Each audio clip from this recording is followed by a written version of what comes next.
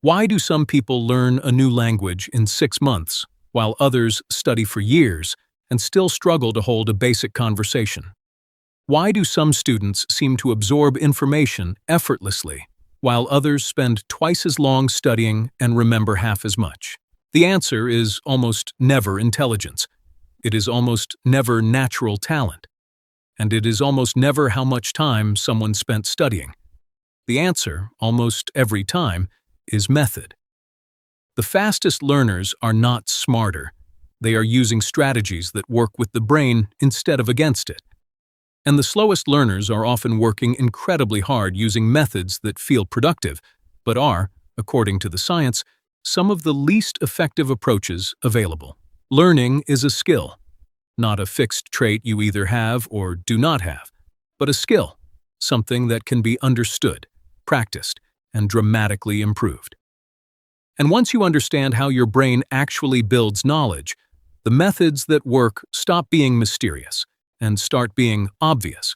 Subscribe to Freud Mind and let us get into what actually works. Before talking about methods, it helps to understand what is actually happening in the brain when you learn something. Because the biology of learning is fascinating, and understanding it changes how you think about everything else. Your brain contains approximately 86 billion neurons, brain cells, connected to each other through trillions of connections called synapses. Learning is the creation and strengthening of these connections. When you encounter new information, neurons fire together in a pattern that represents that information. The first time this happens, the connection is weak and temporary. The neurons fired together once, but the connection between them is fragile. This is why you can hear something for the first time, understand it in the moment, and then find it almost completely gone 24 hours later. What strengthens a neural connection is the same thing that strengthens a path through tall grass: repeated use. Every time you retrieve a piece of information, the synapse between those neurons becomes slightly stronger, slightly more efficient, slightly more durable. Over multiple retrievals, spread over time, the connection becomes genuinely strong, the kind of strong that lasts for years rather than hours.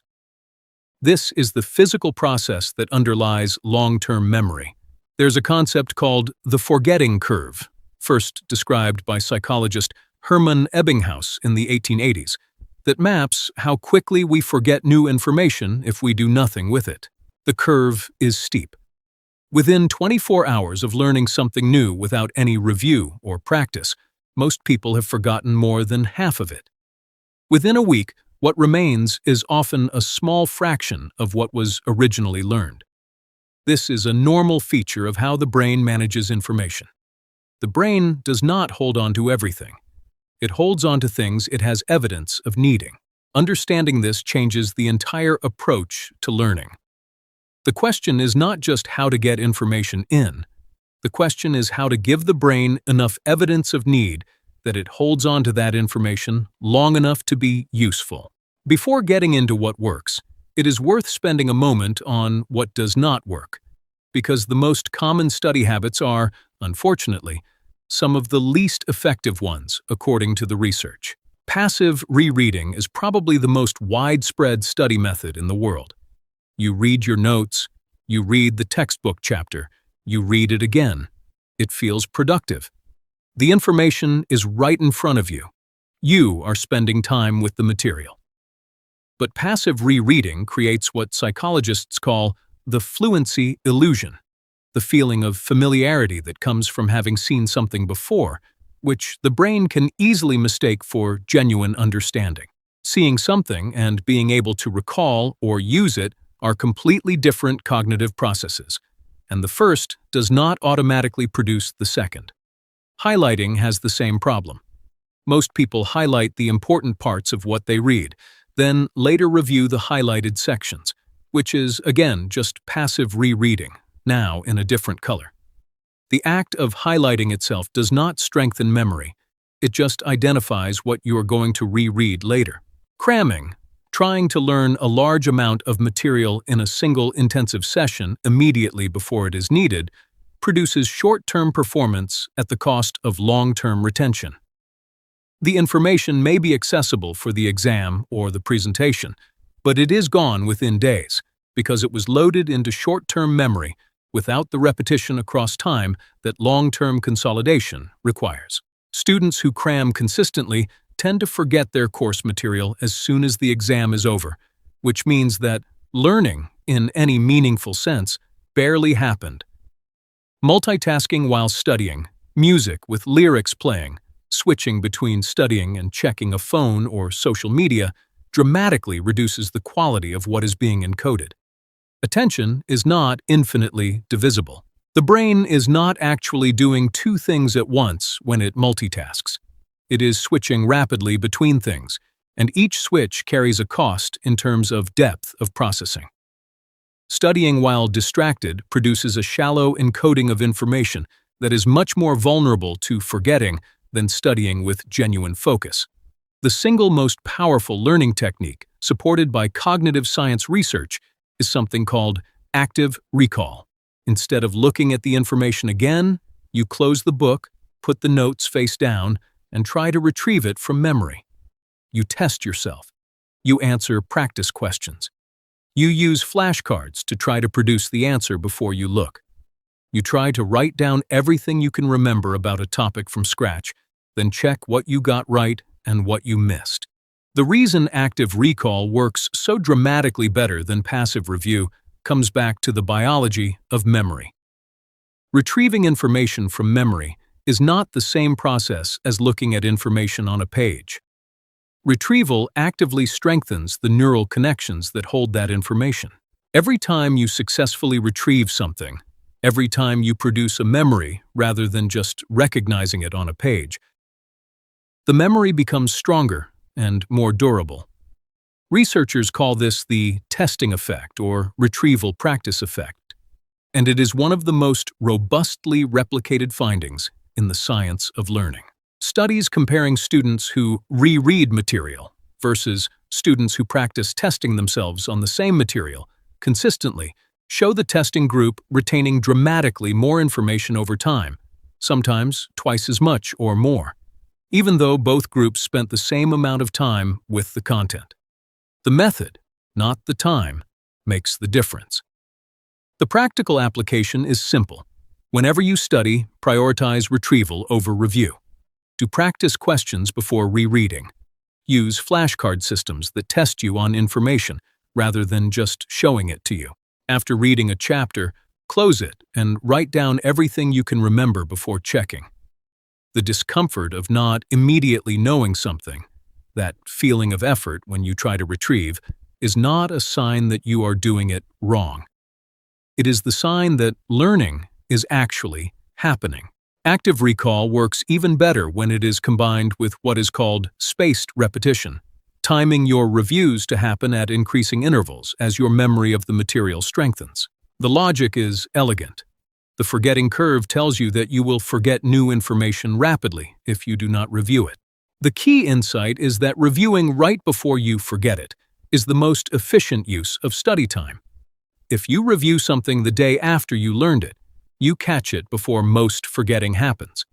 If you review it again 3 days later, then a week later, then 2 weeks later, then a month later, each review at the point where you are about to lose it, you are spending minimal time on review while maximally extending how long the memory stays strong. Apps like Anki use algorithms to implement spaced repetition automatically. They track which cards you find easy and which you find difficult, and schedule your reviews accordingly. Cards you know well get shown less frequently. Cards you struggle with get shown more frequently.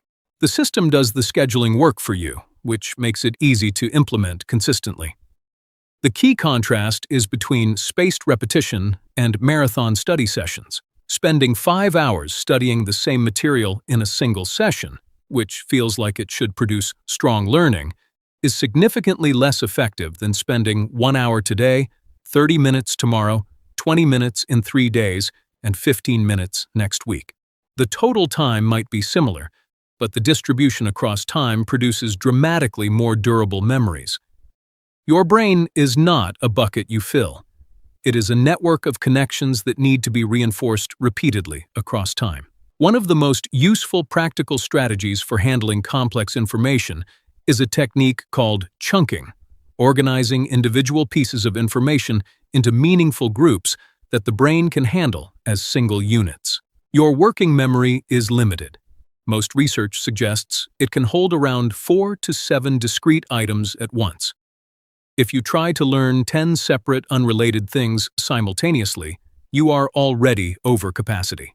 But if you group some of those things into meaningful clusters, if you recognize that several of them share a common principle, or belong to the same category, or form a sequence, you can represent more information in fewer working memory slots. Expert chess players demonstrate this powerfully.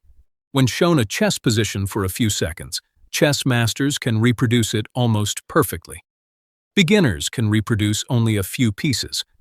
But when shown a board with pieces placed randomly, masters perform no better than beginners. The reason is that experts perceive the board in chunks, patterns they have seen before, recognized configurations that represent single, meaningful units. Beginners see 32 individual pieces. Masters see a much smaller number of familiar patterns. The practical application is to actively look for the organizing principles in what you are learning. How do the individual facts relate to each other? What is the underlying concept that connects them? Can you group these vocabulary words by theme, these historical events by cause and consequence, these mathematical formulas by the type of problem they solve? Building a structure for information, rather than trying to hold it as an unorganized list, dramatically increases how much you can manage and retain. There is a learning technique so simple that most people dismiss it when they hear it, but that consistently turns out to be one of the most revealing and effective methods available. Explain what you have learned to someone else. This is the core of what is called the Feynman Technique, named after physicist Richard Feynman, renowned not only for his scientific work but for his remarkable ability to explain complex physics in ways that anyone could understand. Feynman's approach to learning was to take any concept and try to explain it in the simplest possible language, as if teaching it to someone with no background. The gaps, the confusions, the places where the explanation broke down, these were precisely the points where his understanding was not as solid as he thought. The act of explaining forces you to process information at a depth that passive studying never requires. You cannot hide behind vague familiarity when you are trying to explain something clearly to another person. You have to know the sequence, the logic, the connections. You have to convert abstract understanding into concrete language. And the places where your explanation becomes vague, or where you realize you cannot actually articulate the connection you thought you understood, those are the exact places you need to go back and study. You do not need an actual person to explain to. A blank piece of paper works. A voice recording works. Explaining out loud to yourself works. The method is the same regardless. Take what you are studying, close the source material, and explain it from scratch in your own words. Then compare your explanation against the source. Find the gaps, and go back to fill them. There's a saying in learning science that has held up remarkably well across decades of research. Practice in context beats studying in theory. If you want to learn to code, write code. If you want to learn a language, speak it, imperfectly, embarrassingly, immediately. If you want to learn to play an instrument, play songs. If you want to get better at writing, write. The instinct is to study the theory thoroughly first, and only then begin to apply it. But this instinct leads to the common experience of people who have studied a language for years, but cannot hold a conversation, or who have read extensively about drawing, but have almost never drawn. Mistakes are not setbacks in learning. When you attempt something and get it wrong, your brain registers the gap between what you expected and what actually happened, which is one of the strongest signals for learning. Error correction is how the brain builds accurate models of how things actually work, as opposed to idealized models of how they are supposed to work in theory. The learner who makes 100 mistakes by trying things is learning faster than the learner who avoids mistakes by not trying. This applies to every domain.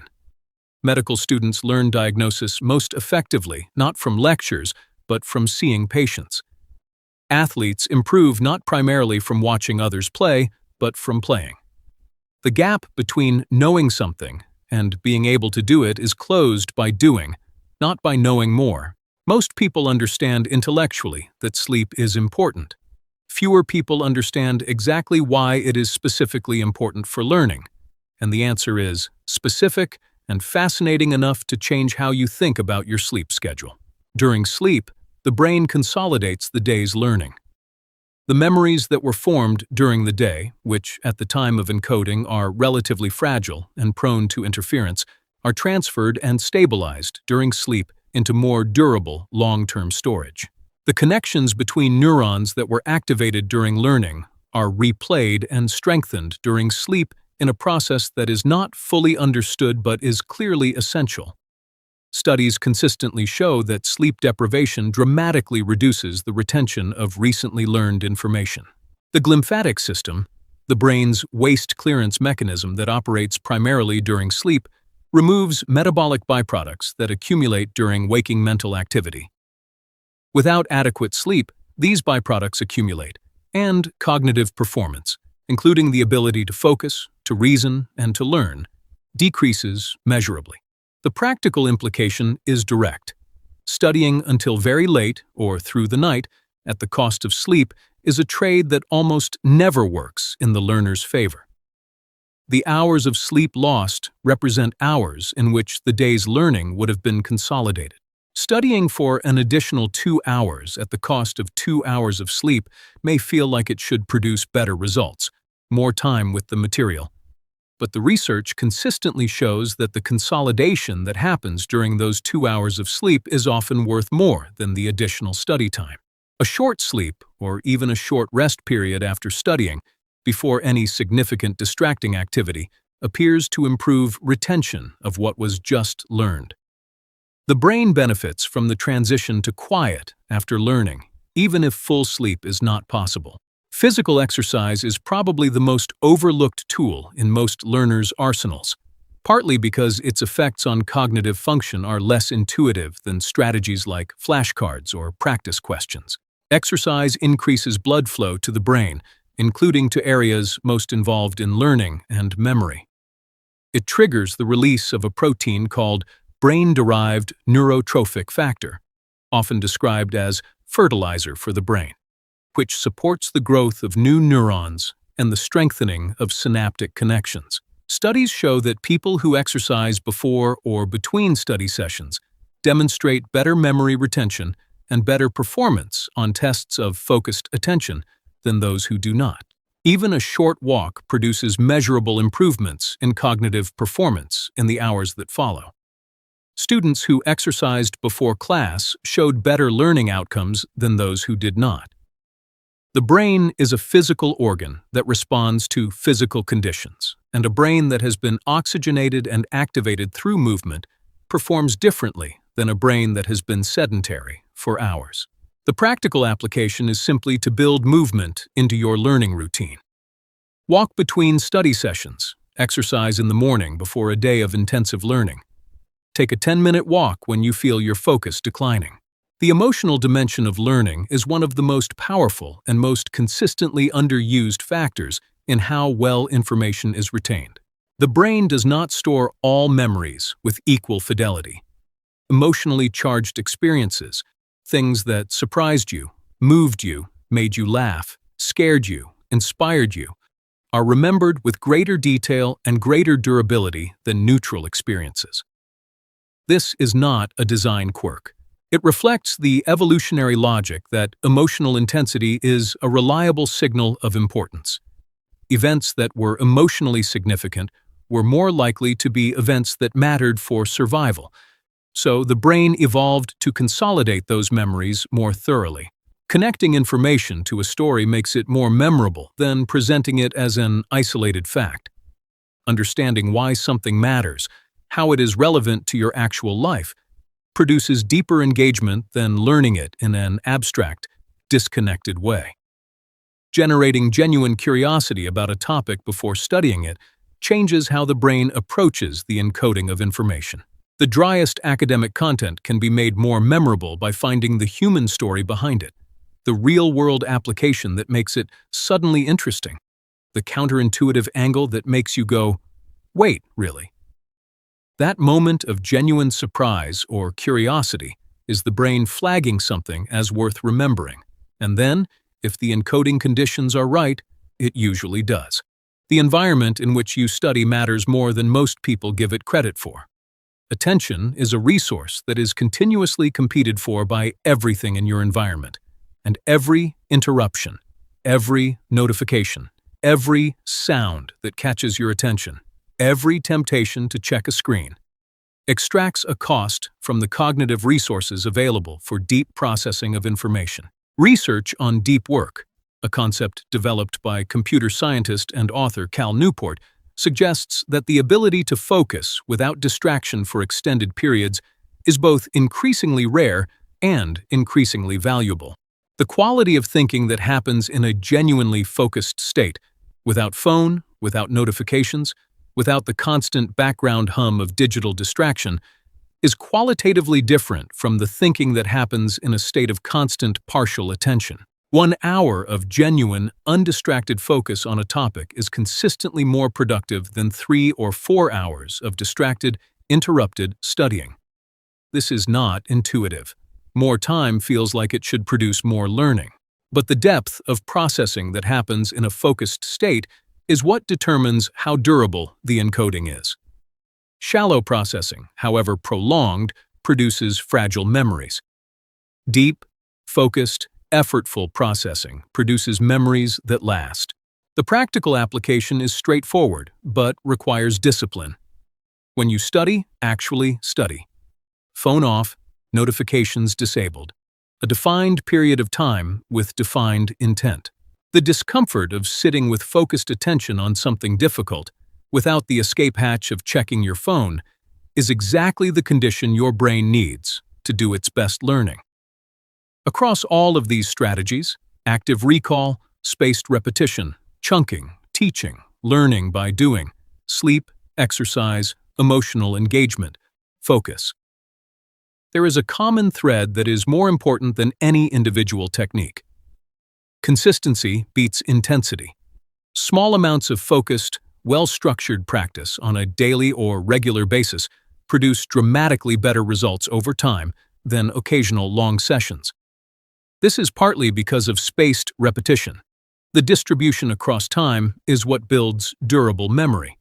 It is partly because skill development in any domain is cumulative.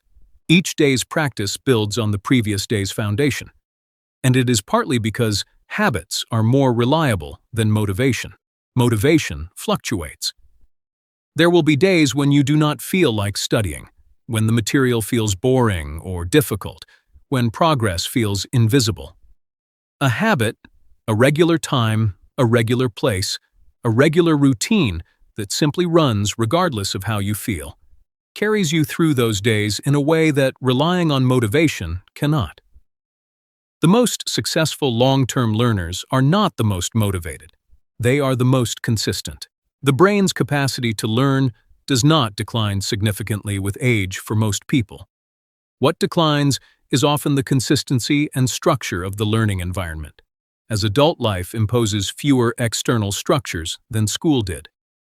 Given the right methods and the right consistency, adults learn effectively.